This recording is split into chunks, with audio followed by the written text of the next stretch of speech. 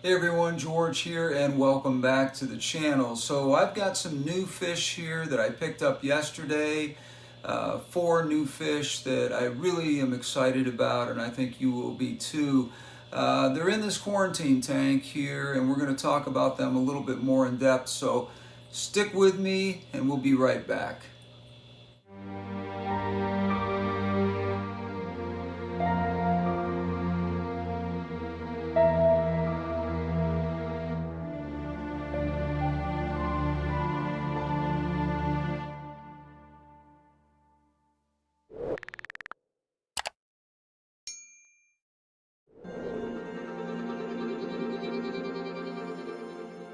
So those of you who follow my channel are going to recognize these particular Apistos as being very similar to the orange flame, and they're a totally different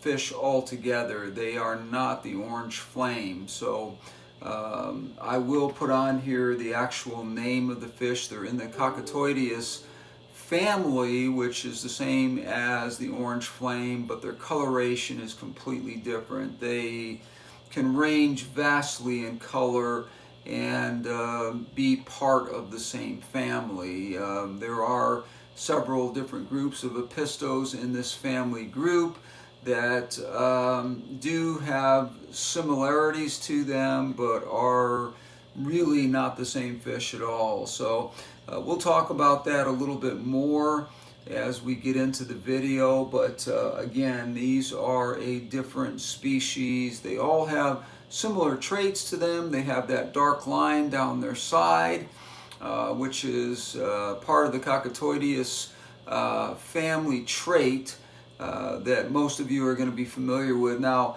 Apistos have become very popular again. They did sort of fall out of favor for a while there because there were just not very many varieties on the market. But in the last 10 years or so, their popularity has picked up again because more and more species are being found all the time. In fact, I believe just in the last 10 years, there have been about 45 new varieties of Apistos found in South America in all over. I mean, the range is unbelievable. They are found all over South America. These fish are found in tributaries, they're found in marshes, they're found in lakes, they're found in streams, they're found in rivers. I mean, you name it, they're found in lots of different places in South America. So I'm excited about this particular species, and we'll talk about that, and I will of course list the name of that species and all the information on this video on the screen so that you have a full accounting for what this fish is. Also, the pearl Killifish, which is being rather shy right now because he's new to the tank, and they tend to hang out at the top of the tank anyway. That seems to be the water column area in which they like to be. So that fish is going to be hard to film probably until he gets settled in over a few days, and then we'll get more footage of that fish. Or if I can find something online, I can add it to this video. I'll be glad to do that as well. But we'll talk about that fish, and the differences between the male and the female are very much like the Apisto. Very dominant colors in the male and very muted colors in the female. That just seems to be with all varieties of fish. That seems to be the way it is. But anyways, we'll talk about that a little bit more when we come back and talk about these fish a little bit further in depth here.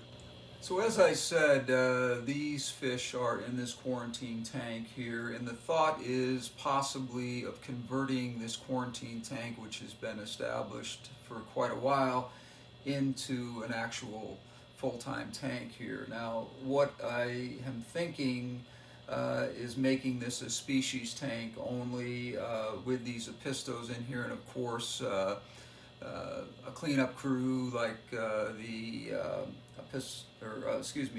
Cory cats that are in here. I do have 3 of the albino cory cats in here and 1 panda cory. The panda cory will likely be placed in another tank because I'd like to have him with fish of his kind, and he seems to be doing okay with hanging out with the cories, but I don't know how long that is going to be the best thing for him. So what I'm thinking is possibly planting this tank a little bit more heavily with a little bit more color, as far as some red hinted plants and some bronze colored crypts and that sort of thing. I do have some bronze colored crypts that are very small that are going to grow in here. That might be enough, maybe not, but I would like to get some real nice color pop in here if I do decide to convert this over. Now, like I said, this is a quarantine tank. This is not a hospital tank, so the fish that are in here, some of them have been in here for quite a while, and that's not going to change. So converting it over to a gallery tank or a showroom tank would not be a hard thing to do, other than planting it a little bit more heavily and putting a few more carpet plants down in the front here. That's going to be something that would be fairly easy to do, and something that is a good possibility. Now, one of the other things that I would like to do is sort of take a look at the size of this tank and see what else can be put in here with these guys. As I said, the possibility of just having a species-only tank is very possible, but at the same time, it could be one of those things where I may want to add some kind of a community fish in here, and that's something I can think about down the road.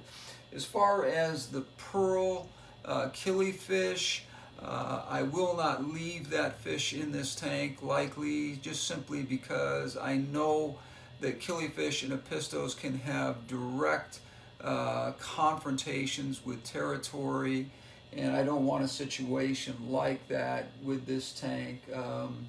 Killifish can be very, very sensitive to that sort of thing, and apistos can be a lot more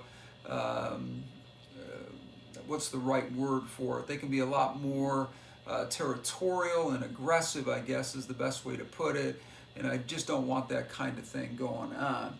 Anyways, leave me your thoughts and your comments on these particular kinds of fish here. As I said, the apistos are becoming one of my very favorite fish for most of my tanks. Almost all of my tanks now have apistos in there, and I keep finding new varieties all the time that I just can't help but pick up. But leave the comments down below if you own these fish here. Let me know if you don't and you're interested in knowing more about apistos, that I haven't covered something that you wanted to know about them. Let me know down in the comments section, and I will certainly try to answer that question. If I don't know the answer to it, I will find the answer for you.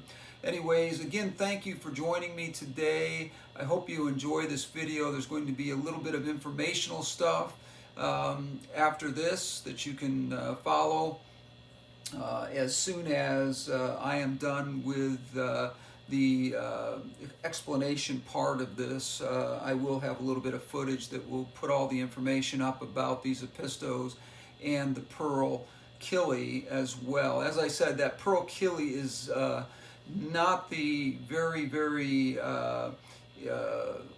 expensive one that's found in Africa. This is a different species. They look so much alike that it's hard sometimes to see the differences in them. The one in Africa is a little bit more darker and same spotting and everything, but man, are they hard to find and almost impossible, really, and extremely expensive. So anyways, thank you for joining me. Hit that like button, subscribe, and please share with your friends. It's been great talking to you. Good to see you again. We got some stuff coming up here. As I said, a 20-gallon build coming up in the next few weeks to a month. Missing some stuff right now that hasn't come in. Everything's kind of slow through the postal right now. And then we're also going to be doing the the revamp of that Fiji tank down there for the discus, and that's going to be a lot of fun too. So thank you guys again so much for being with me today, and we'll see you on the next one. Until then, that's it.